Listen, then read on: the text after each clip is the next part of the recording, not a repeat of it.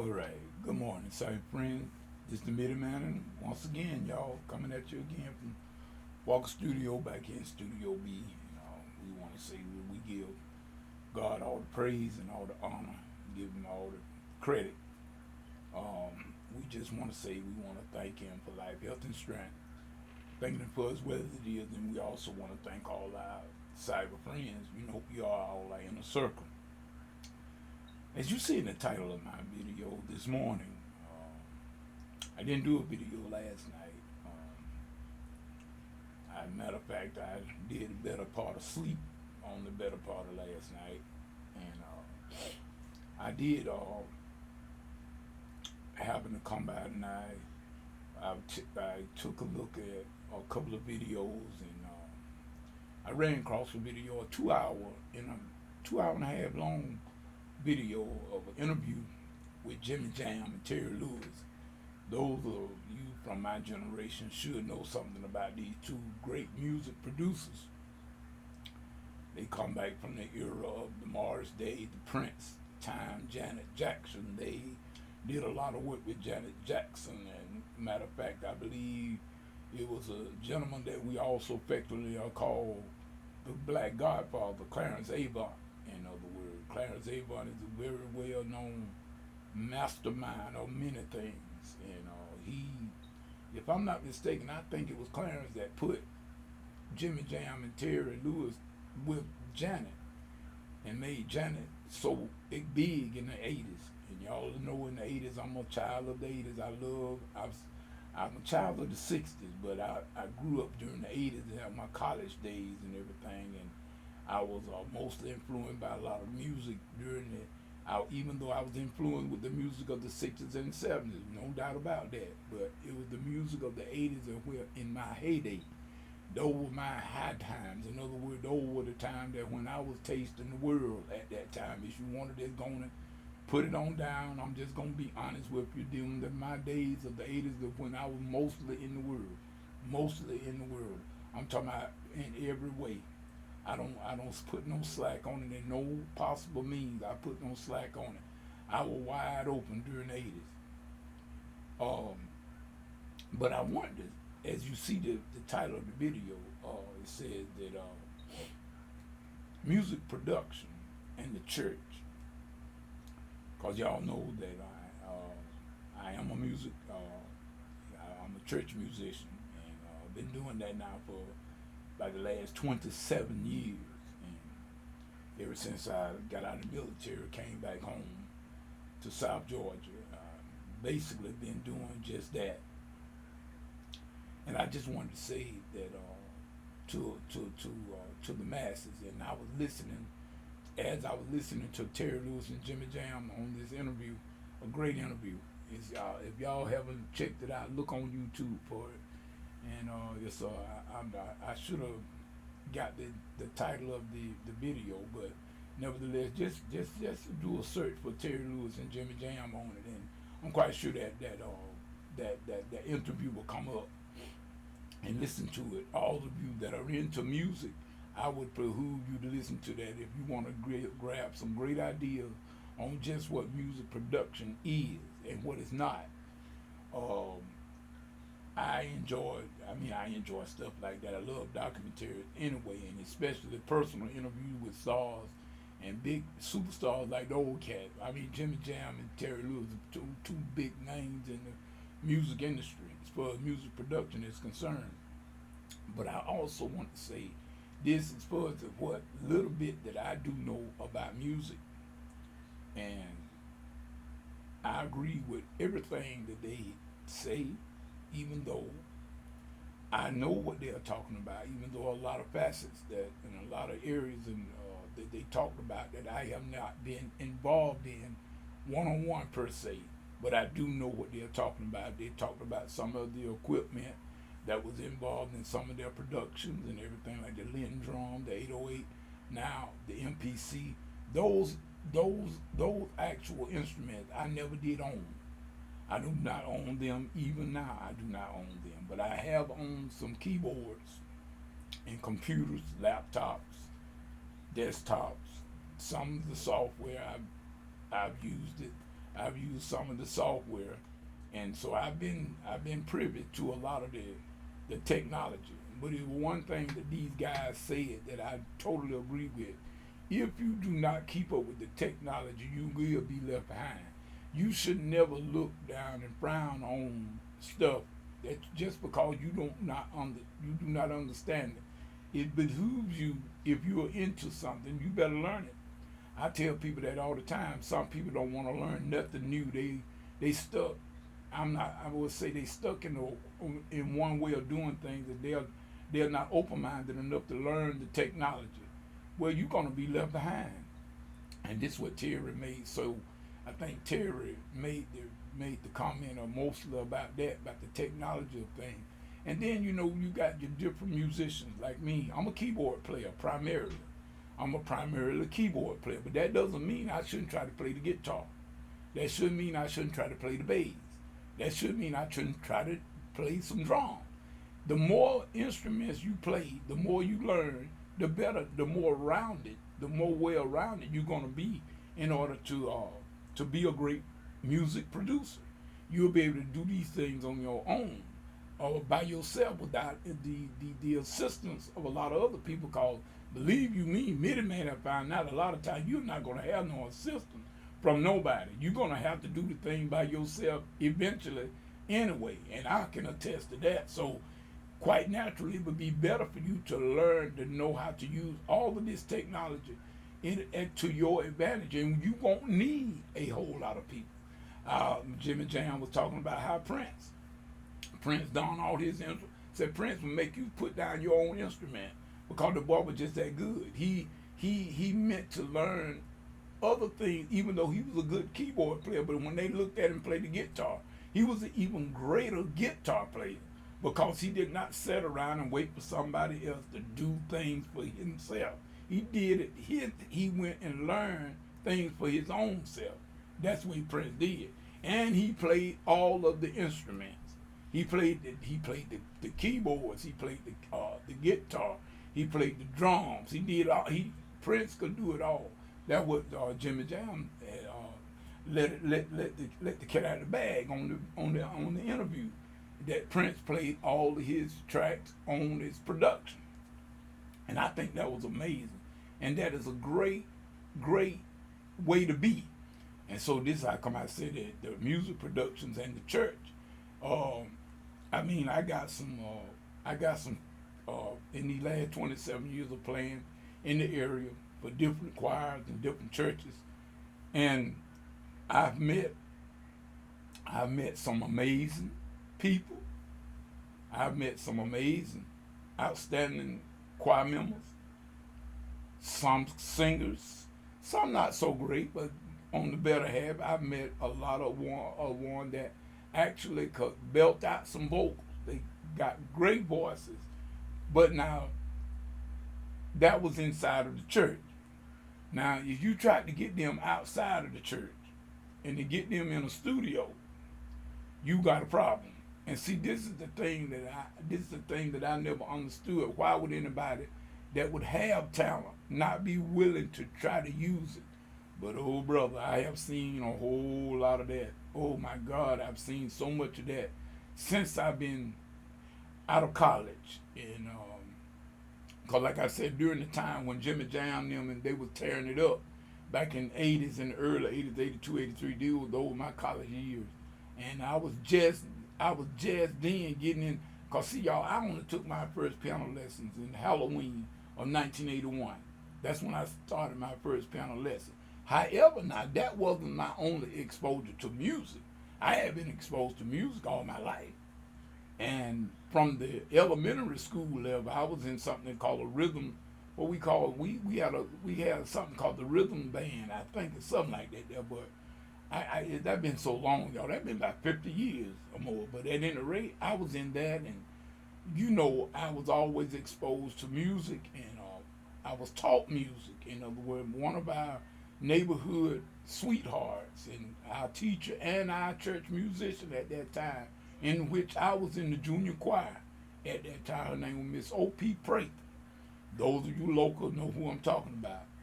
Miss O.P. Prather, she was not only my my music teacher in elementary school and everything, but she was also my church musician at my home church at that time. And I was in the junior choir, so I was automatically exposed to music all of my life. And then once I became grew up, the more I grew up, then I started doing other things like I told you about my buddy Terry Blackman. Now it was Terry that started me really trying to sing a little bit. Terry would sing and Terry could play. And so Terry would lead the song, I would do the background singing. I never led no song. He'll tell you that to this very day. Um, Terry would lead and play the keyboard or the organ, and I would be the one doing the background singing with him. That was my job as the background singer. So that's how come, even before I lost my voice a little bit, you know, the sickness I had back in 2018, it caused me the congestive heart failure. You got me now where I can't hope I don't have a lot of wind, and I have lost my voice to a degree. But I still try to do the best I can.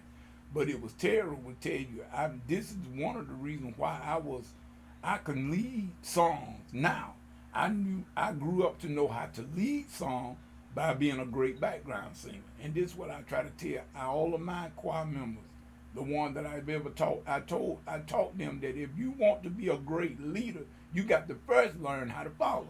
If you don't know how to follow, and you will never be a great leader. A background singer got to be able to keep time. And you know what? Being a great leader, you definitely got to be able to keep time. So if you learn how to background and become a great background singer, you will automatically be able to lead. But you know, a lot of people want to put the cart before the horse. They don't want to learn. They want to just jump up and start doing things. Well, I'm going to tell you something, brothers and sisters, with me. You don't want middleman as your musician, because I don't play that. I believe in foundation. And if you don't want to learn the foundation is what holds the building up. In other words, I can show you all tricks of the trade. I can show you how to do a blues run here and there and everything. But if I don't show you some foundation on the reason why you playing that blues run over, what chord you playing it over, you just got some trick that you can then throw out there, but you don't have no foundation. If you ever put to the test where you got to have a foundation, your building is gonna fall. So this is how come I say, if you want me in your church to take your church choir to another level, I know I can do it, because I'm gonna do it with foundation. I'm gonna give them the foundation. Now a lot of musicians don't work alike. I agree with that. I ain't got no argument with that. I do not. My two buddies, I call them my guardian angels. The one really and truly, but them, between them and the Lord, saved my life back 2 years ago in 2018 when I became sick. And y'all know I always talk about Brother Floyd Carter and Brother Daryl Johnson. Those are both awesome keyboard players, awesome vocalists as well, knows how to sing. I learned a lot from them. And we all do the same thing, but we don't do it alike. We can learn from each other, and God knows we go to each other for different things, even to this day. But we all are a different flavor of musician. But nevertheless, the foundation is the same. And I know, if you're a choir member, you come and you're up on the Daryl and Floyd, and you coming there and telling me some stuff to my, y'all don't have to do this and y'all don't have to do that. I know you're lying. Because them guys ain't gonna throw nothing together. I know them, and they're not gonna throw nothing together unless they lay a great foundation. This is what is needed. I got singers, and I don't want to call names, but Lord knows I'm itching. I want to call some names so bad, but I'm talking about in my choir, and I know a lot of other choirs. Like I said, in my buddy's choirs, in Daryl's choir, as well as Brother Floyd. I could call some names, but I don't want to call no name because I'm not want to put nobody in a bad light. But we got singers. They have some singers. I have some singers that are awesome. They can sing. But now we ain't gonna get them in no studio. Oh my Lord, I've been running Walker's Music now for over 15 years. I know I have, because I think I started back in 2005. I believe that's when it was, when I first opened up my studio. I got everything done and everything. And I know I've been doing that hand running for at least about 15 years. But now I've gotten one of my choirs, uh, I will say this, I did get one of my choirs, Piney Grove, when I was playing for them. Piney Grove Missionary Baptist Church, Pastor Reverend Ham, David Ham. Now, they were rehearsing on certain Friday nights, twice out the month, in my studio. I did get them in there to rehearse, but never to do no actual music production in the studio. This is what have been one of my things that I have wanted to do, and I must say that I did have another dear, dear, dear friend, dear choir member. She was one of my dear ones. President of the choir, New Salem Missionary, New Salem CME Church. My brother Fady Clark's wife, Georgia. Now Georgia wanted so badly for us as choir members, musicians as well as choir members, to get together and do a lot of things. One of them was to eventually come into the studio and do some stuff. But, you know, like I said, we lost Georgia.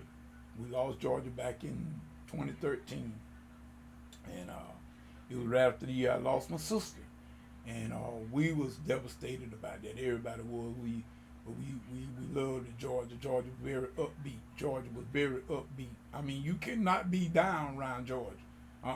And so we certainly do miss her. But I miss her most of all. I know I do, other than Brother Fady. I know that. And but she did want us to get together and they eventually come on in that studio and do something. And had Georgia lived, I guarantee you by this time we would have done it.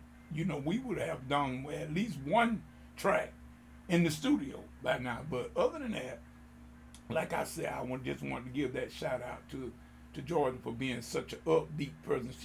She was a person that had vision and wanted us to go and do things. You don't see a lot of that now. You don't see a lot of that with people with vision. You got people now, they always can think of the negative, the reason why they can't do something. But Georgia wasn't like that. Georgia didn't look for the reason why we couldn't do something. She was saying, let's look for the way that we can do it. She was always looking for a way to do it. So we miss that about Georgia, you know. We gonna say God bless her, and then we all looking for the day that we all will come together once again. But back to the music production, y'all.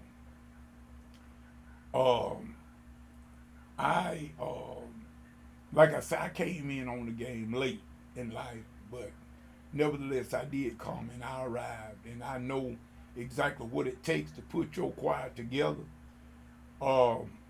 Number one, it takes dedicated individuals. You may not can sing like Whitney Houston. That's not necessary. But you got to be willing to learn. If you are willing to learn, and if you listen, you can become just as great as anybody else. And then, like I said, a choir is just that. It's a combination of voices. Most of the time, you in your local choirs, I will admit that you may have some sopranos and altos and some baritones. We don't have many basses, not real true basses, as the word implies, but we got baritone. Because now I can even sing some baritone parts, but I am a tenor. Well, at nature, I'm a tenor, especially when I was able to sing a little bit. But what I'm saying is, it's a combination of choir or chorus. Is a combination of all those voices, and they all blend together. Now, you may have a soloist. A soloist will take a line and sing by him or herself. And you may, what we call in the church setting, a leader. The lead, the one going to sing the lead. Most of the time in your quartet song, you got a lot of choir now that sing quartet song. Me personally, I tell choirs, a choir should sing chorus song, chorales.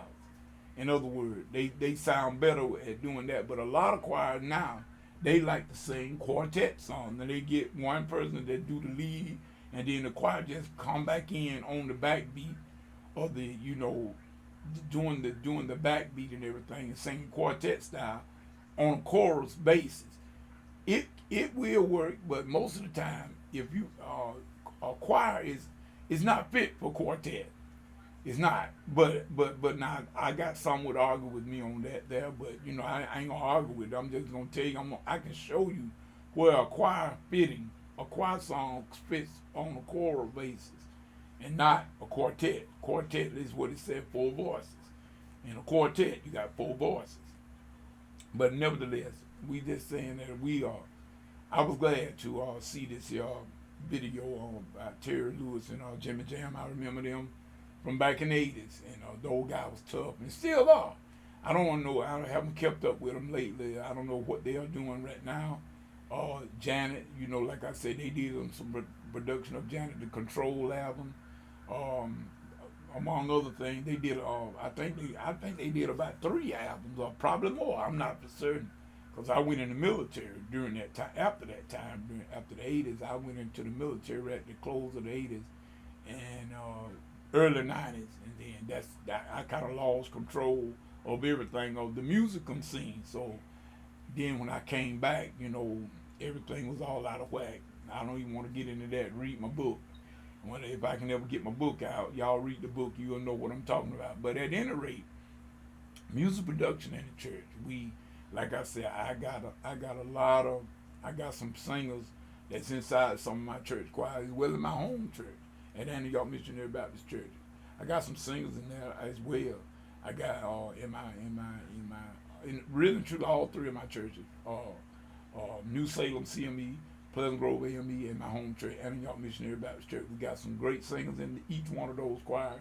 We got something, but like I say, as a music producer, I have not been able to get them interested, to a degree. Like I said, Georgia was very interested in, but now I haven't really got no feedback, nothing but, I won't say negative feedback, but I could tell that they wasn't interested in really going no further than the church.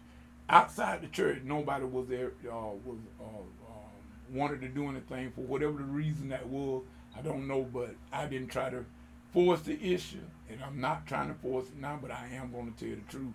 Man, that's why I told y'all that I'm going taking my own solo. I'm taking myself in my name, Junior Walker. My middle name has always been Junior all my life, so I'm just taking that. Believe me, I'm not trying to mark the old Junior Walker that some of you older generation know about. Not taking his name. My middle name is Junior, and I'm using my mom maiden name, in other words, Walker, Junior Walker. So I'm going to be doing just that. I'm going to be doing just that, Junior Walker, and I'm going to put together some stuff, and we just going to fish and see how it goes. I'm in music production, people. I can't wait on people. If I wait, I'll forever be waiting, and nothing will never get done. So with that being said, man, just decided that I'm still taking a break, y'all. I'm at it again, but we're gonna go ahead on now. We're gonna crank up Mixcraft. I bought that program, but I evaluated it, and it seemed to be the actual program that I think that I can need and use and get the most work out of. I got another program, Studio One. I got that with I got the artist version with my audio interface I purchased here a few months ago. So I do have it, and it's pretty good too, but I think Mixcraft, I think I like it best for what it does, what it'll let me do. So with that being said, y'all, just keep your eyes open for old Junior Walker. I'm coming out with my new look here pretty soon as Junior Walker as a solo artist. I'm not throwing away the tritones, but the tritones are inactive right now. So I'm just gonna wait and see. I can't. I know that they're going, even if they become inactive and come back active again, I don't think I'm gonna keep it the same way that it was before.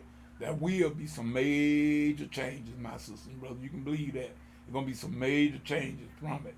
If they ever get back up, come off the inactive list and get back on this thing, it's gonna be some major changes. And I'm gonna make them some major changes if that be the Lord's will. And if not, hey, so be it. Junior Walker will go on by himself. Simple as that. So with that being said, this man saying whatever you get into. If God ain't in it, please, man, please, sir, come out of it. Because it's gonna come to nothing. Till the next video, next Bible study, whichever come first. This man saying peace and good morning.